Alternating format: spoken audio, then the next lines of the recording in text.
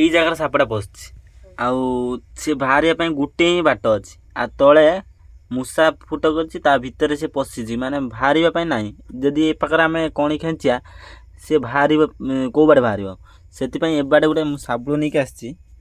ଏଇ ବାଟେ ଗୋଟେ ଫୁଟ କରିବା, ଫୁଟ କରିକି ସାପଟାକୁ ସେଇ ପାଖରୁ ଗୁଡ଼େଇବା, ଏବାଟେ ସେ ବାହାରିକି ଯିବ। ମାନେ ସେ କାଲି ଗୋଟେ ପଶିକି ରହିଲାଣି, ବାହାରୁନି। ମାନେ ମୋତେ ଦେଖିଲା ବେଳକୁ ସେ ଖାଲି ସେଇଠି ପଶି ଯାଉଛି।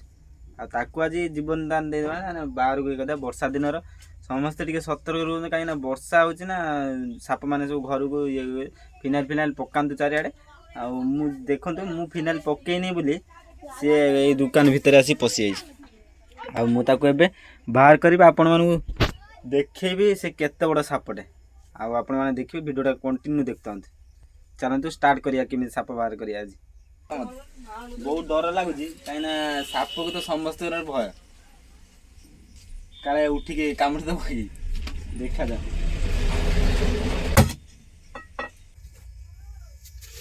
ଫୁଟ ଅଛି,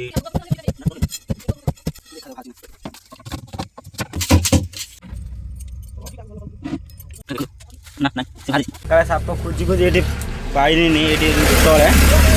ଆଉ ସାପଟା କେଉଁଠି ଅଛି ଆପଣମାନେ ଦେଖୁଛି ଏବେ। ଦେଖନ୍ତୁ ଏବେ ଦୋକାନ ଖୋଲିନି, ସବୁ ଖସେଇ ଦେଇଛି ସାପ। ଆହୁରି ଭିତରେ ପଶିଛି ସାପଟା। ଗୋଟେ ଦେନ ଡାଙ୍ଗ, ଏଇ ଦେଖ, ଏଇଠି ଦେଖାଉଛି। ଏଇଠି ଡାଙ୍ଗ। ସକାଳେ ଫ୍ରେଣ୍ଡସ୍ ଏଇ ତଳେ ହେଲା ଶାବଳରେ ଆପଣମାନେ ଦେଖିଥିବେ, ଏଇଠି ଖୋଳିଥିନି। ଆଉ ସାପଟାକୁ ପାଇନଥିଲି, ସିଏ ଏମିତି କେମିତି ଉପରକୁ ପଳେଇଛି। ଏଇଠି ଦେଖନ୍ତୁ ସାପ ଭିଡ଼ିଓ ପଛରେ କରିବୁ। ଏଇଠି ନେଇ ଆଉ ଦେଖନ୍ତୁ, ସ୍କୁଲ ପିଲା ଏବେ ପଳେଇ ଆସିଛନ୍ତି। ସ୍କୁଲ ପିଲା ଆସିକି ସାହାଯ୍ୟ କରୁଛନ୍ତି ମୋତେ ସାପ କାଢ଼ିବାରେ। ଦେଖନ୍ତୁ, ଏଇ ଦେଖନ୍ତୁ କେତେ ବଡ଼ ସାପଟା। ଦେଖନ୍ତୁ ସେ କ'ଣ ଗୋଟେ ଧରିଛି। କେଉଁ ଜାଗାରେ ସାପ, ଏଇ ରେଡି ରହିଥା। ଦେଖନ୍ତୁ ତା ମୁହଁ କରିଦେଉଛି ସାପ ମୂଷା ଖାଇବା ପାଇଁ। ଦେଖନ୍ତୁ କେଉଁ ଜାଗାରେ ସାପଟା ରହିଛି। ଥରେ ୟାକୁ ବାହାର କରିକି ଛାଡ଼ିଥିଲି, ପୁଣି ଆଉ ଥରେ ଆସିଛି। ଏଇଠି ଯାଇଛି, ସବୁ ଖସିଗଲାଣି। ବି ତା ନାଞ୍ଜ ପୁରେଇ ଦେଇଛି ଏମିତିଆ ଜାଗାରେ, ସେ ବାହାରୁନି। ଏଇ ବାଟେ ଯୋଉ ପଶିଥିଲା, ସେ ସେଇ ସାଇଡ୍ରେ ବାହାରିଛି କେଉଁ ବାଟେ ହେଲା, ବାହାରିକି ସେଇ ଜାଗାରେ ହିଁ ରହିଛି। ଏ ନାଞ୍ଜଟା ବାହାରି ପାରୁନି ସେ। ଓହୋ,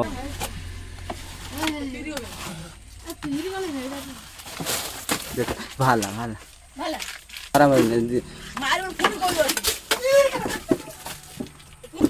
ପଳା ତମେ ପଳା। ପେଟି ଭିତରେ ରହିଗଲା, ପେଟି ଭିତରେ ରହିଛି ପିସା।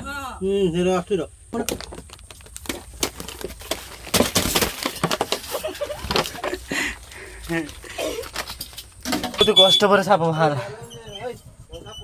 ମା ଗୋଟେ ଦିନ ଆଗରୁ ଗଳିଲା, 2 ଦିନ ଆଜି ହେଇଗଲା। ସାପ ଥିଲା, କ'ଣ କହନି।